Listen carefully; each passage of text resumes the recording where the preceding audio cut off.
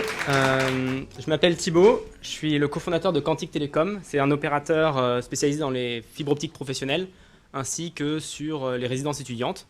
Et je suis également formateur et consultant sur un framework que vous connaissez peut-être, qui s'appelle Laravel. C'est un framework PHP, donc le concurrent à Symfony. Alors c'est pas Cocorico, c'est pas français, mais bon.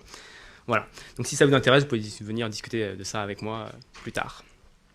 Aujourd'hui, je vais vous parler de complexité et d'écologie, donc complexité dans l'informatique et quels sont les rapports un petit peu entre la complexité et l'écologie.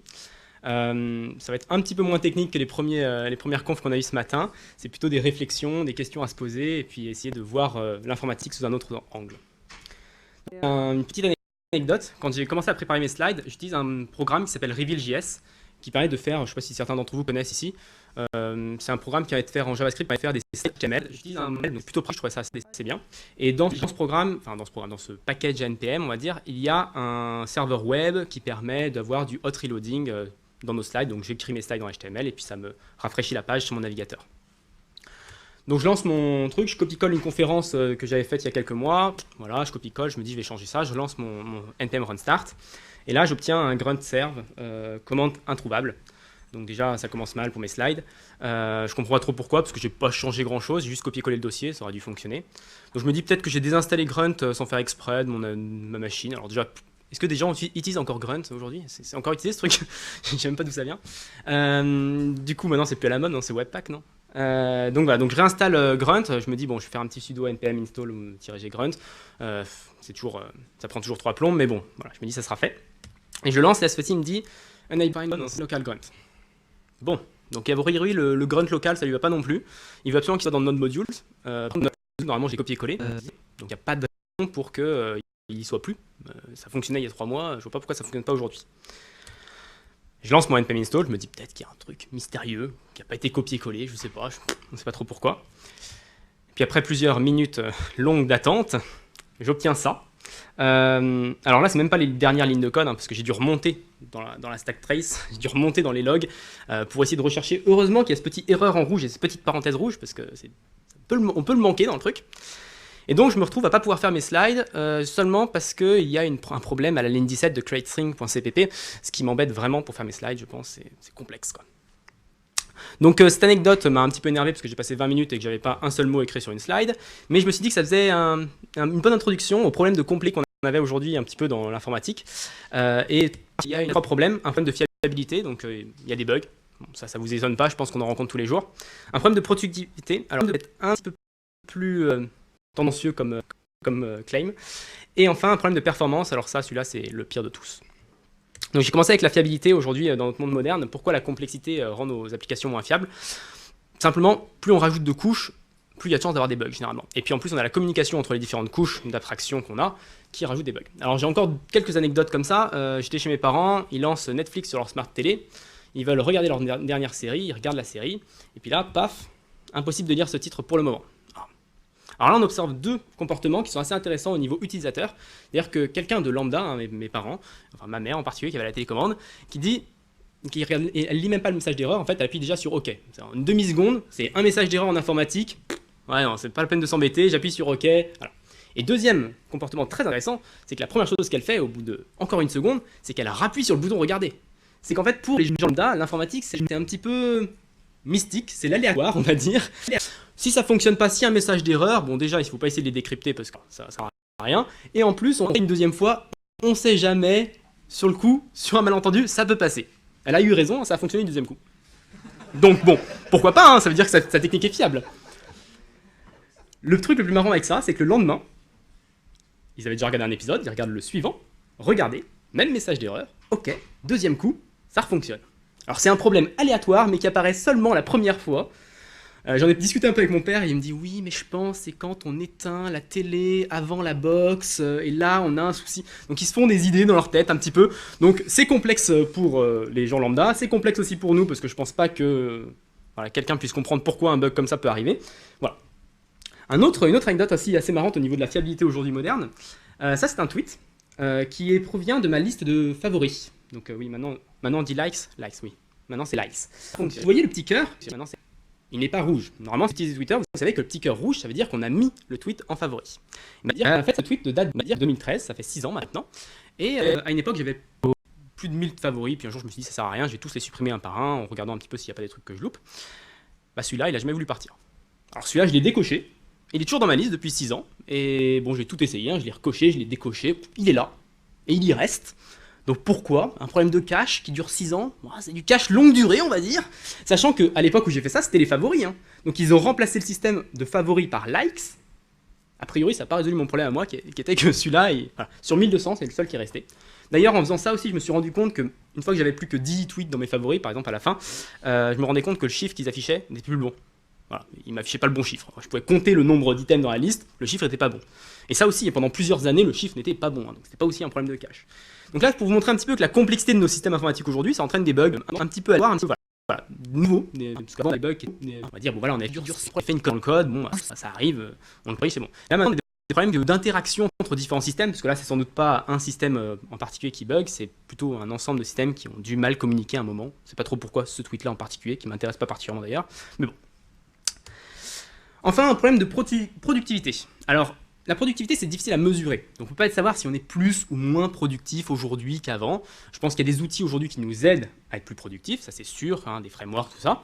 Mais on passe aussi beaucoup de temps à configurer, à choisir notre thème du navigateur, à passer de VS Code à PHP Storm, de PHP Storm à Sublime Text, de Sublime Text à Atom. Voilà, on passe beaucoup de temps aussi dans à perdre un peu de la productivité en se disant le dernier framework, React c'est plus trop à la mode, on va faire Vue.js, puis maintenant non, c'est autre chose. Voilà, on passe beaucoup de temps là-dessus et c'est vrai que on peut perdre un peu en productivité. Alors je vais vous mettre une petite vidéo d'un monsieur,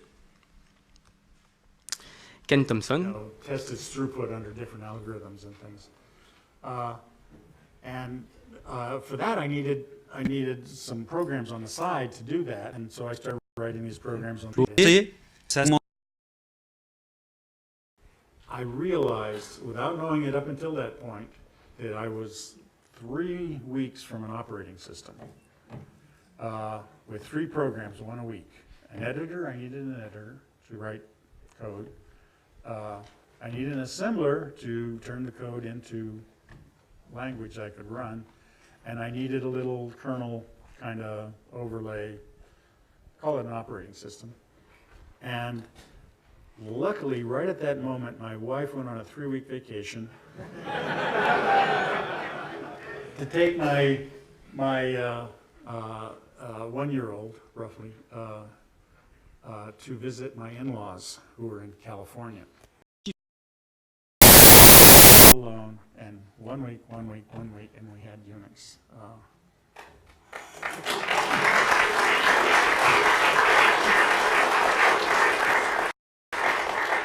Yeah, I think programmers aren't quite as productive these days as they used to be. Donc ce monsieur Ken Thompson, c'est le créateur d'Unix, donc un petit système d'exploitation dont vous avez peut-être déjà entendu parler, hein, qui est à la base de BSD et de macOS.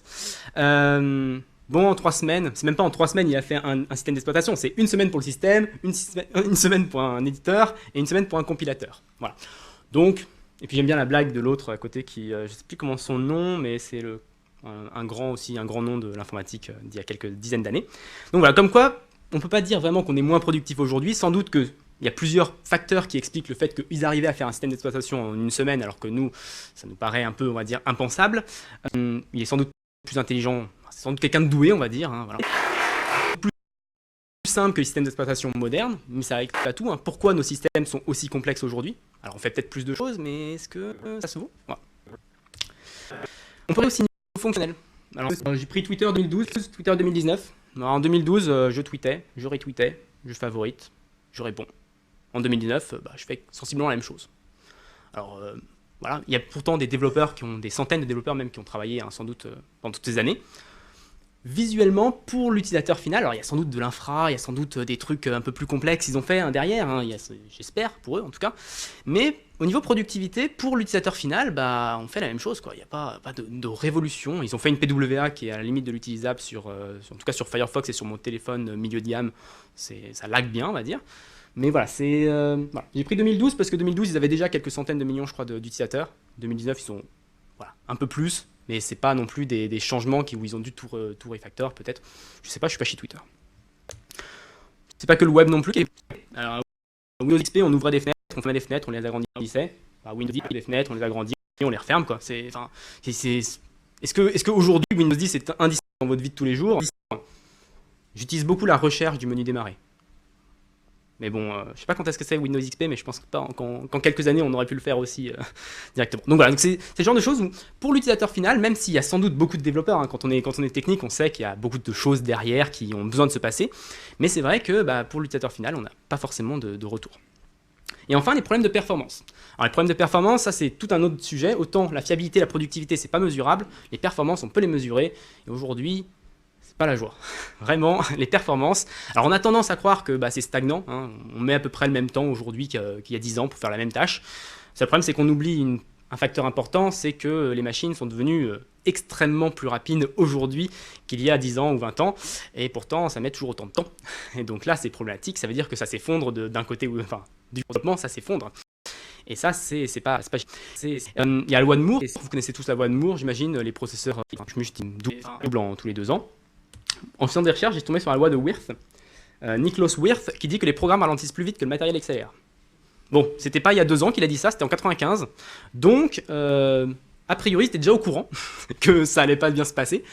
Et ce qui est marrant, c'est aussi le titre de son article de recherche de l'époque, A Plea for Lean Software, comme quoi il faut aussi faire des softwares, des applications plus simples aussi, de moins complexifier les choses, c'est important. Niklaus Wirth, c'est le créateur de Pascal et de d'autres langages de programmation que vous avez déjà dû entendre parler.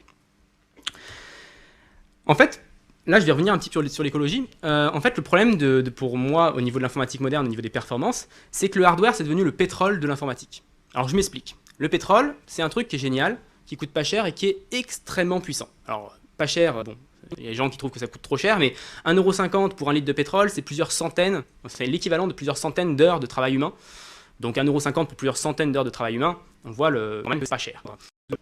Aujourd'hui, le pétrole, dans l'industrie, c'est ça qui nous permet de déplacer une voiture d'1 tonne pour déplacer un Gugus de 60 kg avec 2 sacs de course. Voilà.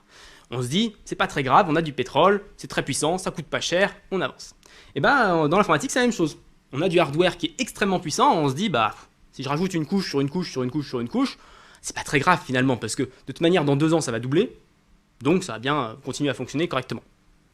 Donc ça, c'est un gros problème pour moi au niveau hardware aujourd'hui. Au niveau software, le hardware se casse le cul à nous fournir des processeurs de plus en plus rapides, et les softwares sont, on va faire n'importe quoi avec.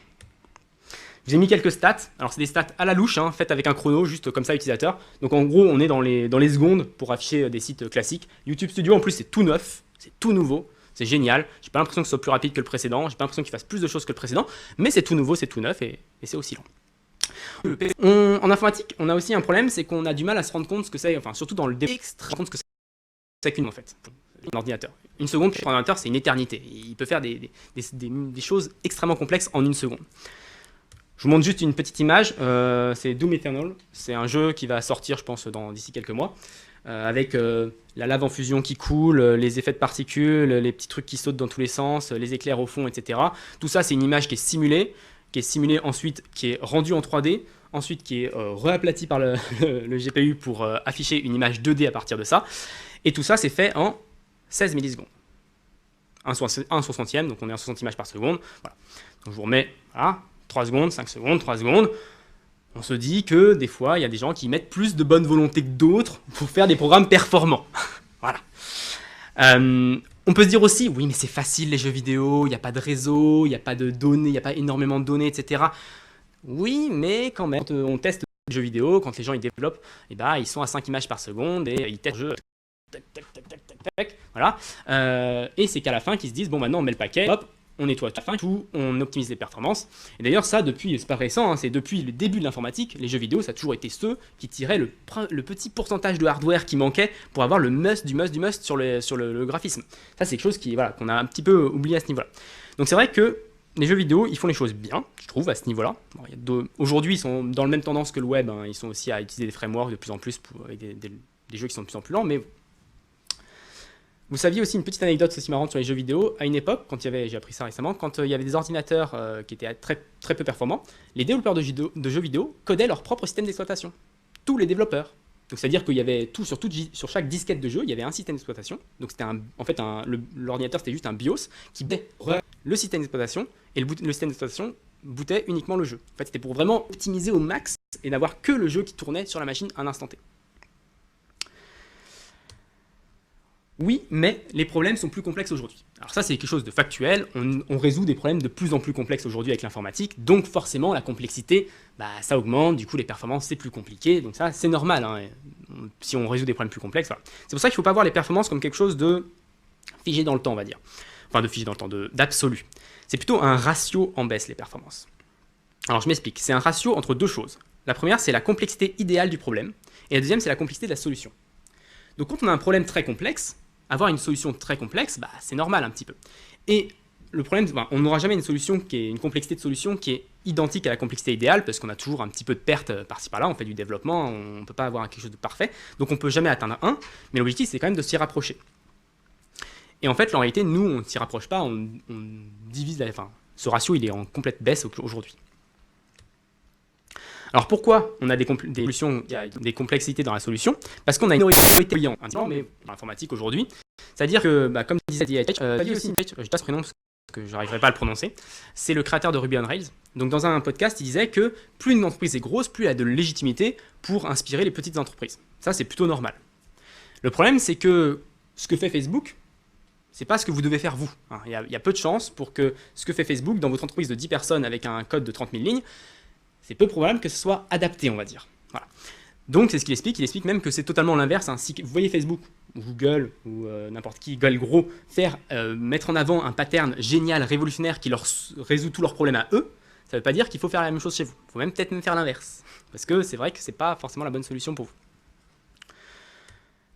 Ensuite, il y a un problème de couche sur les performances aussi. Alors là, c'est un truc qui m'a fait rire en tweet. Est-ce que vous connaissez cgroups? Alors cgroups, c'est un truc qui est très très bas niveau. C'est un truc qui est au niveau du kernel Linux et qui permet de faire de l'isolation de programmes, donc pouvoir faire des programmes qui run avec des RAM, c'est pas un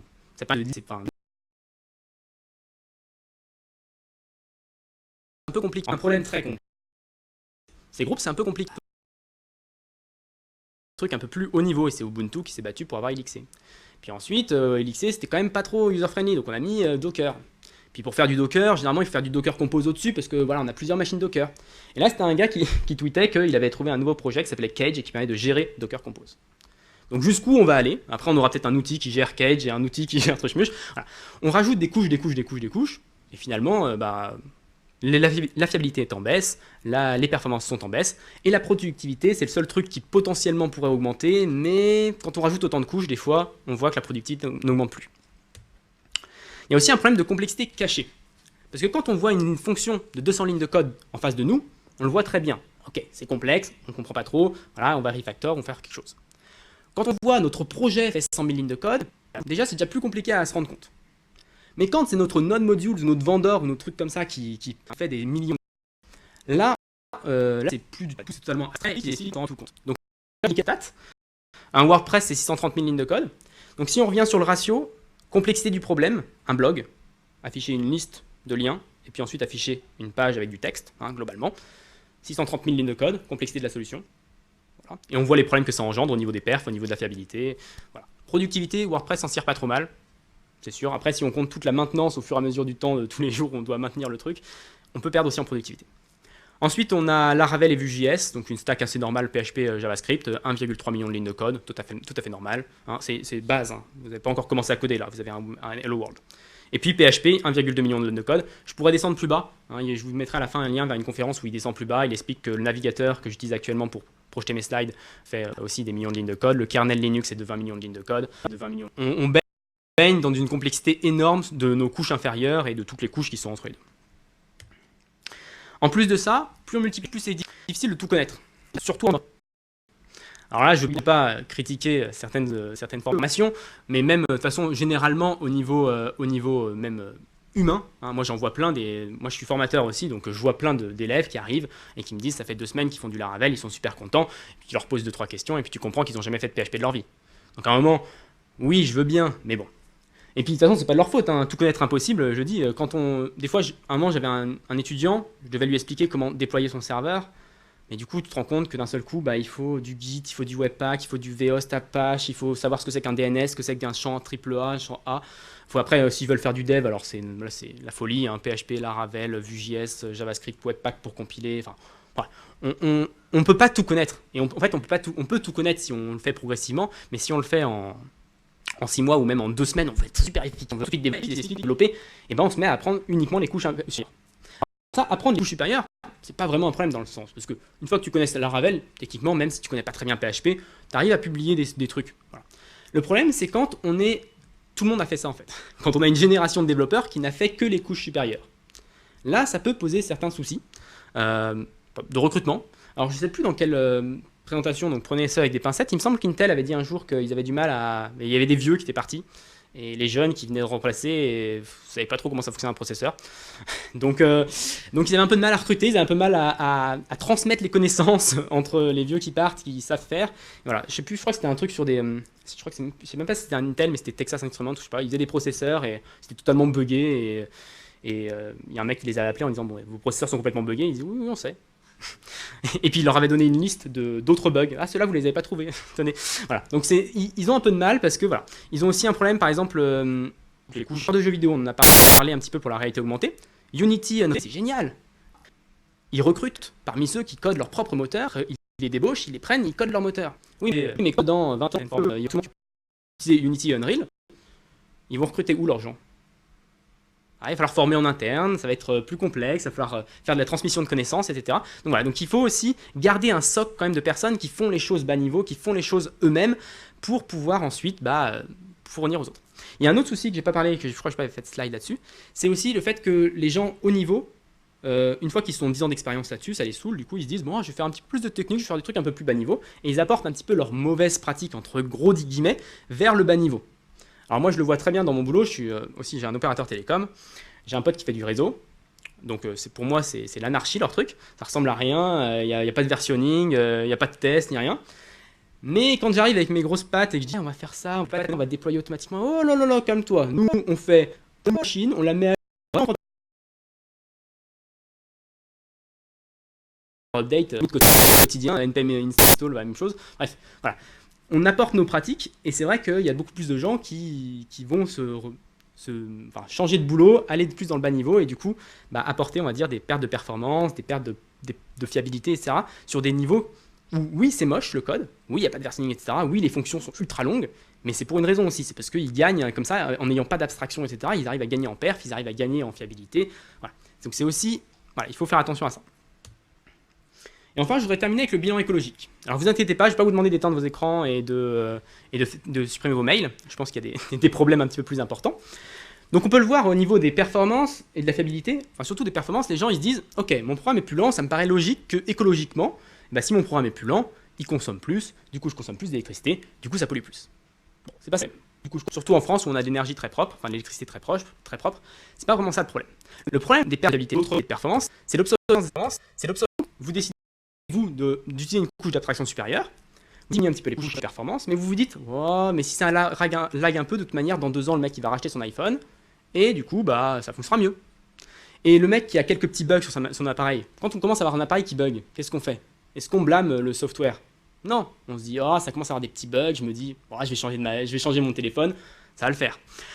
Donc ça, c'est vraiment le truc le plus, on va dire, la catastrophe la plus grosse au niveau écologie, c'est qu'on est obligé de renouveler très rapidement les appareils parce que, vu que les performances dégradent en permanence, il faut compenser avec le hardware et changer le hardware. Sachant que, bon, déjà, ce ne sera pas vrai tout le temps, parce que la loi de Moore, c'est terminé en informatique. Hein, on voit qu'aujourd'hui, on stagne un petit peu au niveau des performances hardware. On rajoute des processeurs, on essaie de faire des trucs un petit peu plus spécifiques. Mais voilà, donc là, il faut faire très attention à ne pas on va dire, diminuer trop les performances et fiabilité pour ne pas avoir à remplacer les appareils. Sachant que création d'un appareil informatique, c'est vraiment le truc le plus horrible qu'on puisse faire au niveau écologique, je pense. Hein. C'est des trucs, je pense. Hein.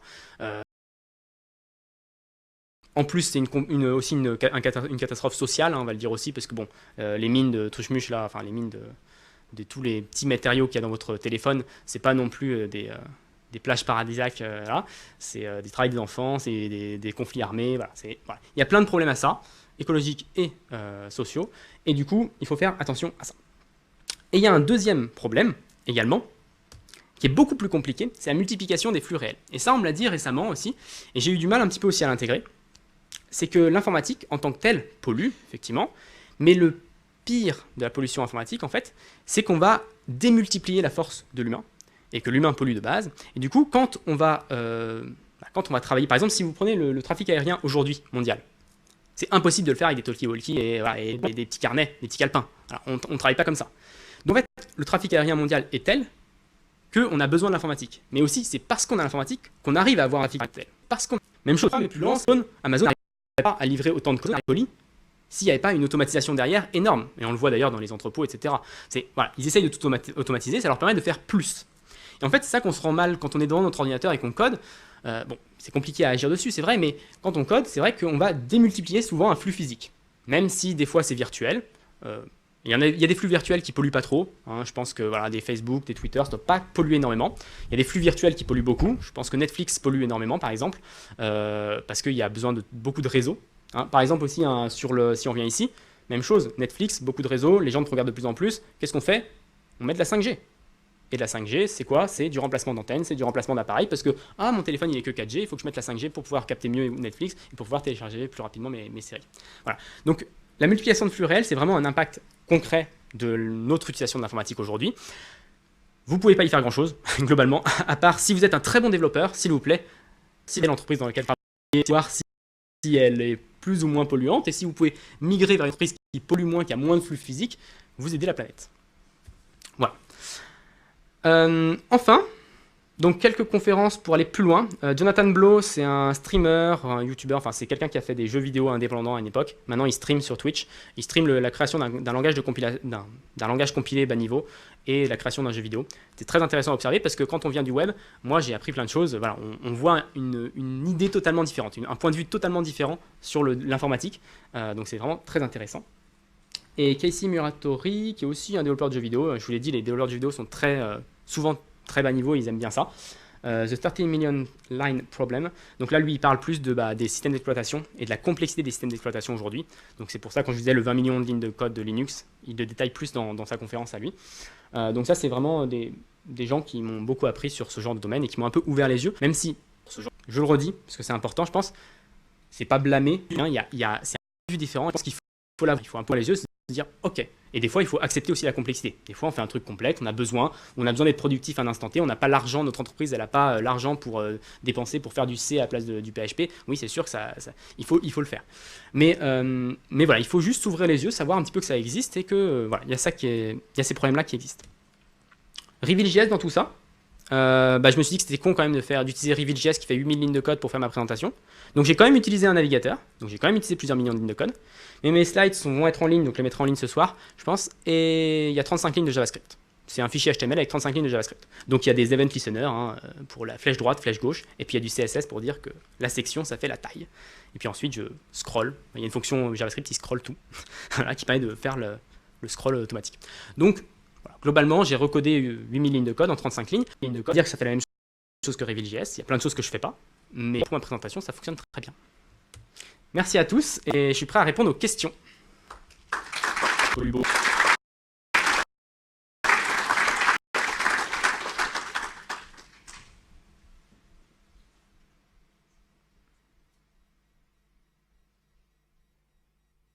Pas de questions? Si c'était un peu déprimant, vous inquiétez pas, ça se trouve dans 50 ans, il n'y aura plus d'informatique. Donc... Non mais clairement, hein, aujourd'hui le pétrole est en baisse, on ne sait pas fabriquer un ordinateur en France, on n'a pas les ressources pour fabriquer un ordinateur en France, donc à partir d'un moment, dès qu'il n'y aura plus de pétrole, il n'y aura plus d'ordinateur, il n'y aura plus d'informatique, on se reconvertira dans autre chose.